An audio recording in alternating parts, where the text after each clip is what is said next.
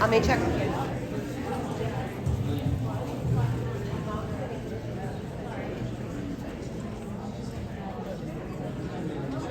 We are just waiting for Ariel Jacobs. So I'm gonna get started. Hi, everyone. Hi. My name is S.J. Arniger, formerly of iHeartRadio Broadway, now at AKA, the advertising agency. And I'm here with the amazing creative team and some of the cast from Between the Lines. Jodi Picoult, New York Times bestselling author. Book writer Timothy Allen McDonald. Director Jeff Calhoun. Music and lyrics by Kate Anderson and Elisa Samsel. The amazing Julia Murney. Prince Oliver himself, Jake David Smith. And Martin Landry down at the end. Hi.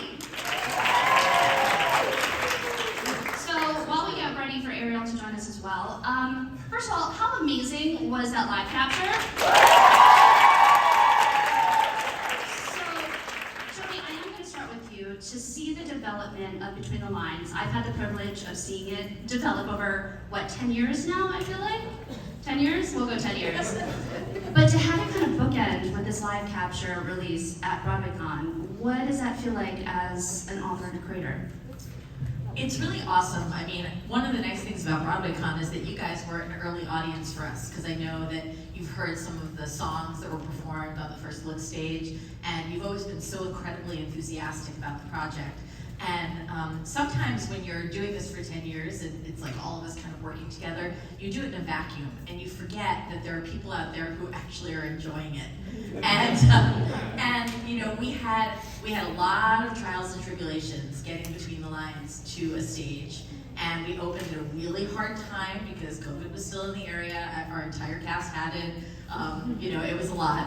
And so, in a way, having the live capture, it's like this eternal memory. And I don't know about you, but when I watch it, I can't watch this show without a giant smile on my face. Period. Tim, to have a live audience again with this show, and to hear the laughs again, and the ahs and the oohs and everything, as a writer, what is that like to witness again? It's pretty mind-blowing. It really is, because, you know, as Jodi said, we write in a vacuum to a certain degree, and the thing that I love about live theater is that it's not complete until the audience joins us. That's film and television. So, sitting in this room, Jeff did most of the heavy lifting in terms of editing the live capture, and brought me in sort of the last minute, but it was us in this, like, very dark studio for like 4 billion hours watching it over and over. Again, it was not funny. It was like watching paint dry. So to like have you all respond and like cry at the certain places and laugh through your tears, and other places, it's makes for a really, really awesome. What day is it? Sunday? It's Saturday. Oh my God, it's Saturday. It feels like a Sunday, but it makes for a great Saturday and even better Sunday. Fair. And I will say, Jeff, with the live capture, what were the challenges as a director to direct for the stage, yes, but then have to maybe change some things for the live capture? What were some of those challenges? Yeah, we didn't really change anything. We did this. We didn't have a lot of resources. I mean, it's a miracle these ever get done because they're really expensive, and thank God for our writers that really helped finance this, or we would not have had it. So really the biggest challenges was, even before the live capture, was just putting it on stage and figuring out what are the metaphors to allow this go from the page to the stage. And for me, there were two important ones before I was brave enough to tackle the show. And the first was, how do you tell a girl sitting on a rooftop reading a book without bringing out a house?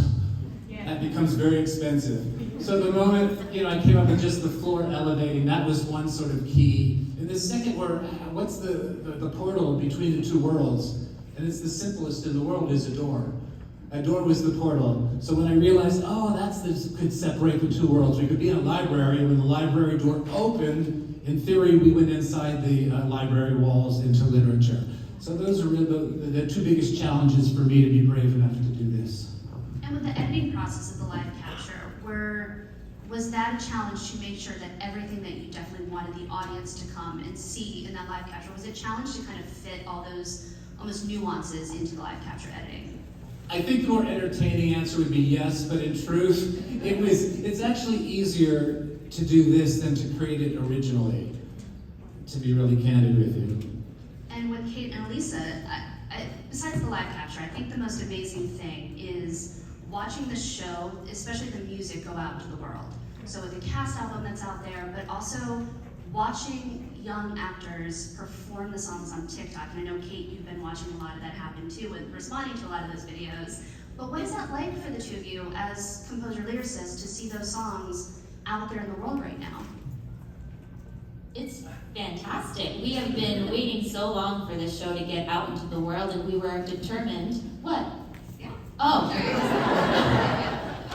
A comedy act going on over here. We were determined to put a musical out into the world that is about a young woman who was trapped in a story that she did not like, and she visualizes a better story for herself and then actualizes it. We need more of that in the world.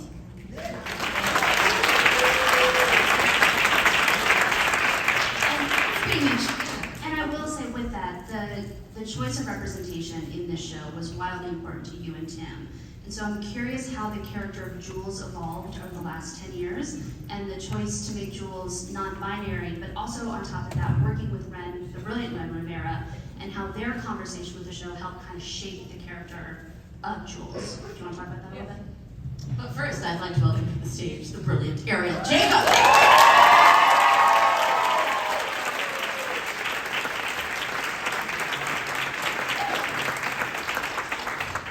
So when we started writing this, back when the dinosaurs were walking the earth, the character of Jules in the book is just like kind of this cool goth girl.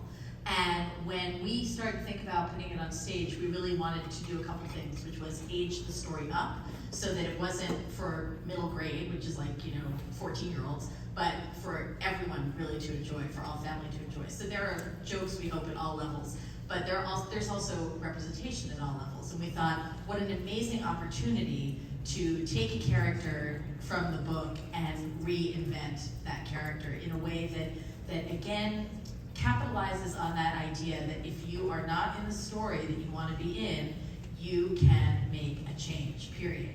And so when we first started writing, and we started thinking about having a character that was questioning their gender. They were not non-binary yet because we did not have an actor who was non-binary in our first incarnation. And when that actor, who was incredible, went on to become Eurydice on tour in Hadestown, the incredible Morgan Javon Green, we were like, okay, well, we're getting a new actor, so let's think about this. And we decided that it would be really cool to allow for a non-binary role and to actively seek out a non-binary actor. Ren was incredibly helpful to us. We had many conversations with them. We wanted to make sure that what we were saying was comfortable for them, but also we were writing into a void because we wanted to be able to have the role feel authentic for them, but we also needed to assume that there might be someone in the audience who does not know what non-binary is. And so we had to come up with ways that we could both educate, but not make it sound, like we were talking down or anything like that. And honestly, if we didn't have the rapport between Ren and us as writers, it would have been much harder to do. It was honestly just a joy to work with them.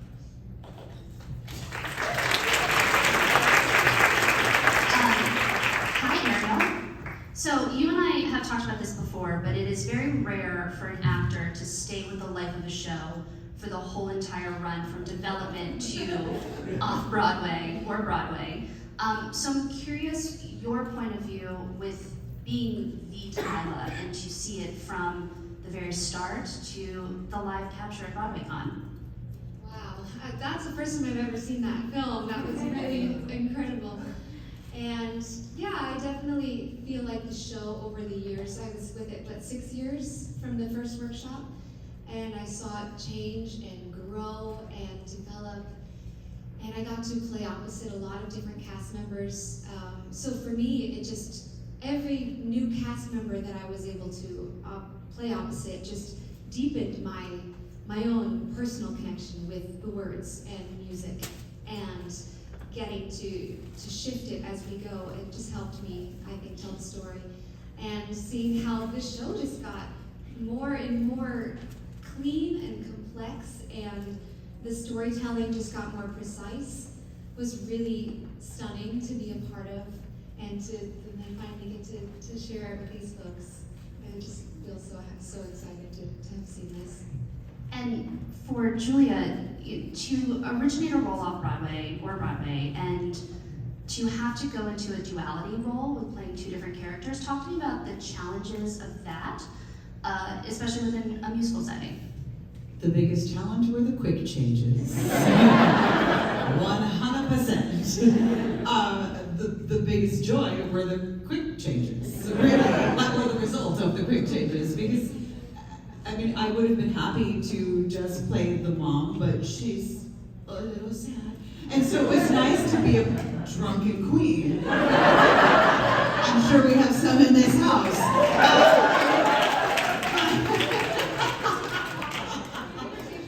Just drunken queen. So that part was a total, delight, and especially because essentially as the mom, I just dealt with Ariel, and so in the fairy tale world, for us all to be silly fools together was great. But and Ducharme, you're right. Ducharme, absolutely, I love. And I will say to watch that is so wild. Even though I saw it ish, like from the wings and things like that, and during tech, but to see it all together and with the incredible visuals that go on that screen are just so stunning to me, and the way Jeff and everyone figured out how to do the most they could with not a lot, and that's very hard. That's very hard to do. It's in a way easier to do when they're like, $1 trillion, make your show, and we did not have $1 trillion, and yet, what a triumph for y'all that you made this thing that made these people feel feelings, and I think that's a gorgeous thing.